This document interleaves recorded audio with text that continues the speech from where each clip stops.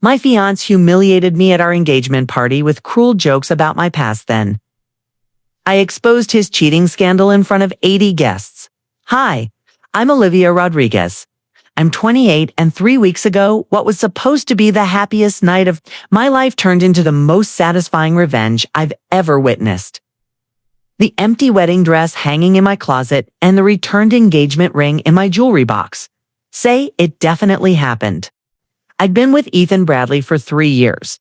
3 years of weekend hiking trips, cozy movie marathons, and him constantly telling me I was wife material. We'd survived long distance when he moved to Denver for work, navigated family drama, and even adopted a rescue dog together. Sure, he could be moody when stressed and had this habit of teasing that sometimes felt more like criticism. But I thought that's just how couples work through things. When he proposed last Christmas in front of both our families, I was over the moon. My ring was gorgeous, a vintage emerald cut that belonged to his grandmother. His mom, Diana, cried. My dad gave him that firm handshake of approval. Everything felt like it was falling into place. The engagement party was Diana's idea. She insisted on hosting it at their country club, complete with catered dinner, champagne fountain, and 80% of our closest family and friends. I spent weeks coordinating with her menu tastings, floral arrangements, guest lists. I even found the perfect champagne-colored dress that made me feel like I was floating. Ethan seemed stressed about the whole thing, claiming work was overwhelming. But I figured that was normal. Wedding planning does that to people, right? Saturday evening arrived, crisp and perfect. The country club looked like something from a magazine, string lights everywhere, centerpieces overflowing with white roses, and eucalyptus, and that champagne fountain Diana had insisted on. I felt radiant walking in on Ethan's arm, greeting aunts and uncles, college friends, and coworkers who'd flown in just for us. Ethan looked handsome in his navy suit, the one that brought out his eyes. He was charming all evening, working the room, making everyone laugh, being the perfect fiancé. I should have known something was off when he kept checking his phone and stepping outside to take work calls. After dinner, the speeches began. My maid of honor, Rachel, went first with a sweet story about how I'd called her crying happy tears the night Ethan proposed. Diana shared how she knew I was the one from our first family dinner. Then it was time for Ethan's best man, Connor, to speak. Connor grabbed the microphone with this huge grin and started what I thought would be the usual best friend roast. Ethan and I have been friends since college, he began, and I've watched him date some real characters over the years. The crowd chuckled. I smiled politely, expecting the typical "but Olivia is different" pivot. It never came. Instead, Connor kept going, but Olivia really takes the cake. Ethan, remember when you first told me about her baggage? My stomach dropped. I mean, coming from that messy family situation, the job hopping, those financial struggles, I told you that you were basically adopting a stray puppy? The room went uncomfortably quiet. A few people shifted in their seats. I kept smiling, but my face felt frozen. Ethan was supposed to stop this. He was supposed to grab the mic and redirect. Instead, he started laughing. Connor continued, and don't get me started on her cooking. Ethan texts our group chat every time she attempts dinner. We've seen the evidence, people. The woman burned water. More laughter from their friend group. My cheeks burned with humiliation. But Connor wasn't done. Then there's the whole therapy thing. Ethan jokes that he's basically getting a 2-for-1 deal, a fiancé and a psychology experiment. The room was dead silent now, but hey, at least she's grateful, right? Look at her before Ethan and look at her now. Total makeover story. I felt like I was watching this happen to someone else. My hands were shaking under the table. My own family looked mortified. Ethan's aunt covered her mouth in shock. That's when Ethan stood up, took the mic, and made everything 10 times worse. Thanks, Connor, Ethan said, still chuckling. But you forgot the best part. He looked right at me with this smirk I'd never seen before. Olivia came with a whole instruction manual. Previous relationships really did a number on her, so I had to be extra patient while she learned how to be in a real relationship with a successful guy. My breath caught.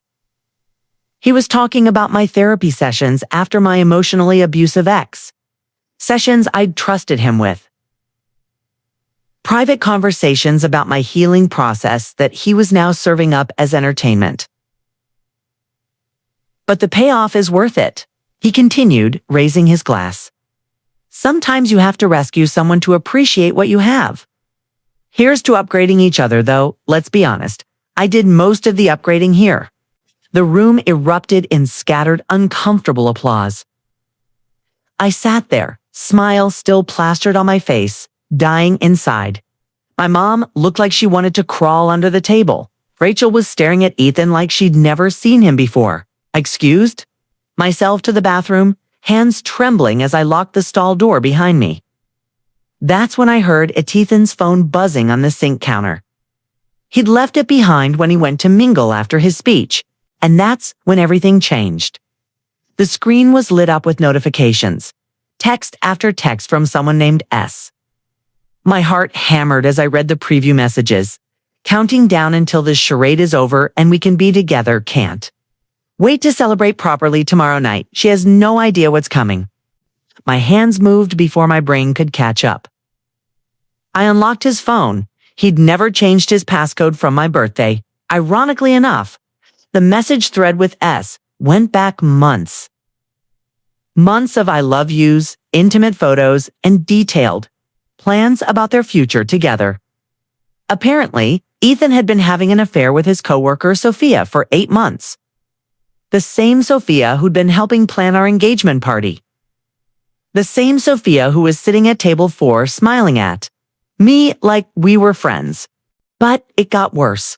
Way worse. There were messages about how the engagement was just for show-keeping. His family happy until he could figure out how to transition to Sophia without causing drama. Messages mocking me, calling me clingy and desperate. Screenshots of conversations with Connor and other friends where they all laughed about how I'd probably fall apart when he eventually left me. The most recent message sent during Connor's speech made my blood run cold. This is so much fun. She's just sitting there taking it. Tomorrow we tell her it's over and blame it on cold feet. Then we're free. I screenshot everything. Every message, every photo, every cruel joke at my expense. My hands were steady now, my mind crystal clear. Ethan thought he was so smart, orchestrating this elaborate humiliation before discarding me. But he just handed me the ammunition I needed. I walked back to the party with a smile on my face. Not the frozen fake smile from before, genuine, confident smile. I had clarity now, purpose. Ethan was by the bar laughing with Connor and their college buddies, probably rehashing his brilliant speech. Sophia was across the room checking her phone and smirking. They thought they were so clever. There you are, Ethan said when he saw me. Everything okay? You were gone a while. Perfect, I replied, kissing his cheek. Just needed a moment to process everything. He looked confused but pleased. The speech was good, right? Connor really nailed it. Oh, it was unforgettable, I said. Absolutely unforgettable. The party continued around us. People danced, mingled, and celebrated what they thought was our future together.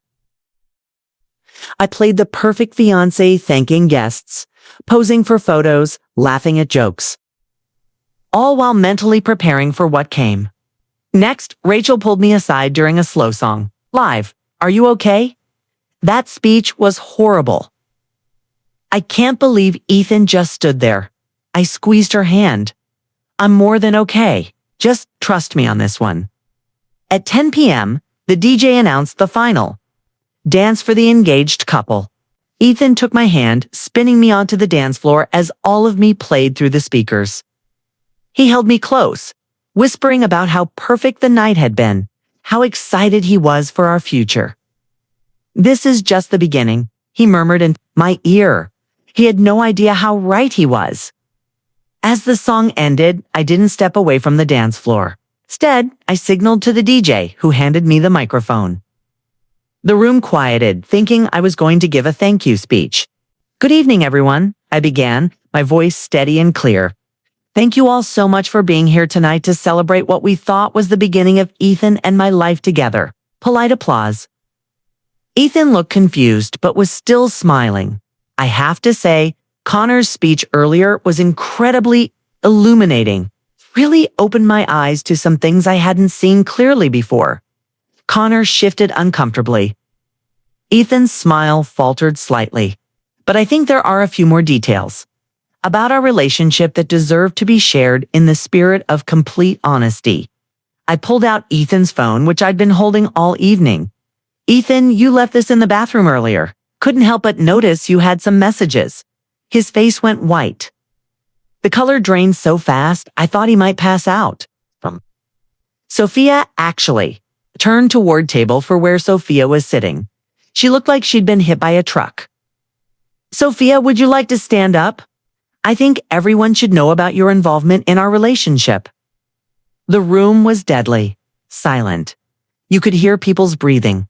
You see, I continued, projecting my voice clearly. While we were all here celebrating our engagement, Ethan was texting his girlfriend of 8 months about how this was all just a show, how he was planning to break up with me tomorrow and blame it on cold feet so he could be with her. Gasps echoed around the room. My mother stood up, her chair scraping loudly against the floor. Ethan tried to grab the microphone, but I stepped away. "Ethan, did you really think I was so pathetic that I'd just sit there and take your humiliation without finding out the truth? That I'd let you and your friends mock my therapy, my family, my struggles, while you were planning to throw me away? Like garbage." "Livia, please," he started, but I wasn't finished. "Let me read you some of my favorite messages," I announced, scrolling through his phone. "Here's one from this afternoon. She has no idea what's coming. This is so much fun."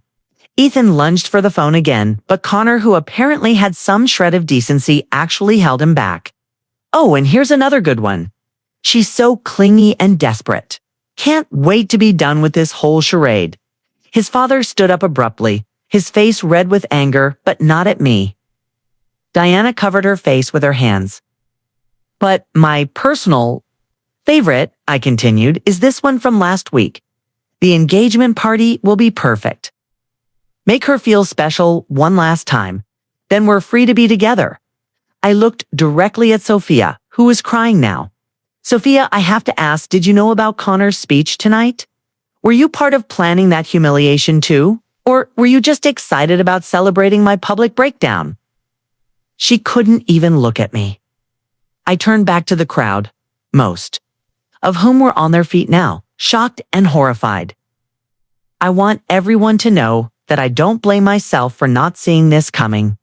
When someone lies to your face for months, it's not your fault for believing them. My voice got stronger with each word. "You and Connor spent tonight making jokes about me needing to be rescued and upgraded.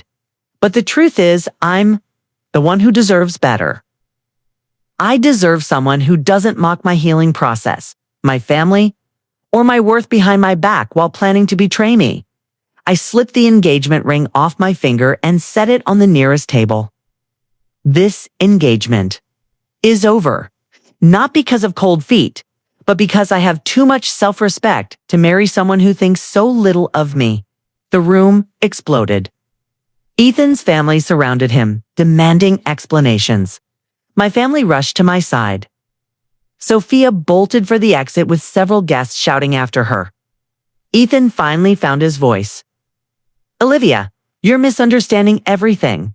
Let me explain." "Explain what?" I shot back. "Explain how 8 months of I love you messages to another woman was actually about me. Explain how planning to dump me tomorrow was actually romantic." He had nothing. Absolutely nothing. I handed the microphone back to the DJ and walked out of that country club with my head held high.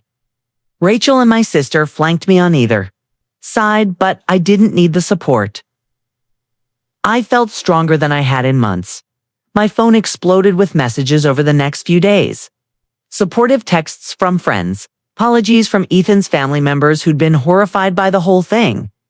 and even messages from wedding vendors offering to cancel contracts without penalties. Ethan tried calling, texting, showing up at my apartment. I blocked him everywhere. Sophia apparently quit her job and moved back to her hometown.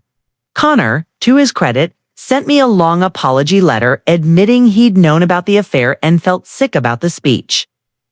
Diana called me a week later, sobbing apologies and asking if there was any way to fix things.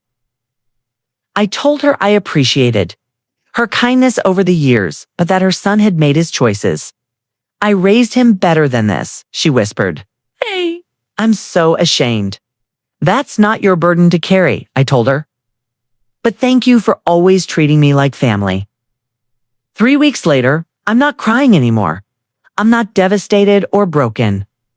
I'm proud of myself for refusing to be anyone's consolation prize or punchline.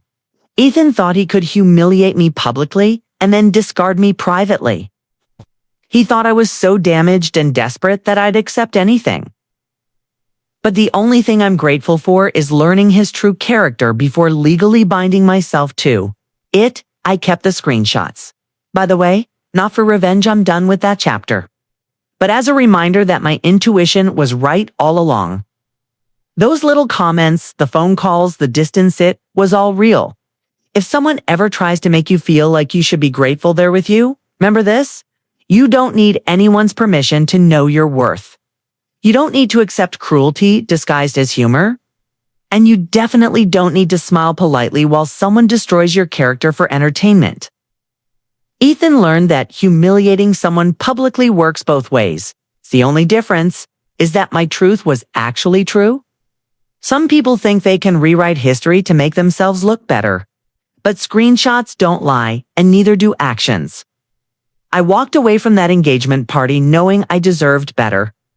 And for the first time in months, I actually believed it. Thanks for watching. This story kept you hooked? Smash that subscribe button. Give this video a thumbs up and share it with someone who needs reminding that you should never settle for someone who treats you like a consolation prize. I want to hear from you. What part of this story surprised you most? Thoughts in the comments and let's discuss. Until next time, keep your standards high and your self-respect even higher.